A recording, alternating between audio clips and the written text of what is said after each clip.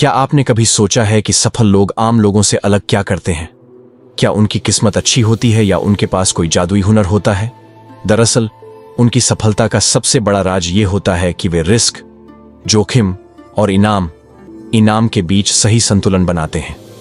आज की इस वीडियो में मैं आपको एक सच्ची कहानी सुनाऊंगा, जिससे आप सीखेंगे कि कभी कभी छोटे रिस्क बड़े इनाम का कारण बन जाते हैं।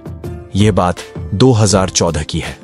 मैंने अपनी पढ़ाई पूरी की थी, तभी पता चला कि गांव में 90 बीघा जमीन थी, लेकिन उस पर दूसरों का कब्जा था। परिवार ने फैसला किया कि जमीन बेच दी जाए, लेकिन कोई खरीदार तैयार नहीं था, क्योंकि जमीन पर हमारा नियंत्रण नहीं था।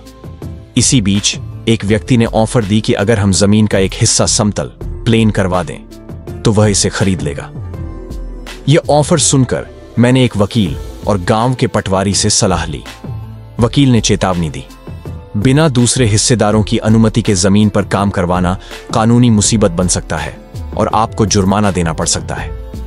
लेकिन पटवारी ने कहा, अगर दूसरे लोग अवैध रूप से कब्जा कर रहे हैं तो आप भी जमीन खाली करवा सकते हैं। अब मेरे सामने एक बड़ा सवाल था, क्या मैं रिस्क लूं या नहीं?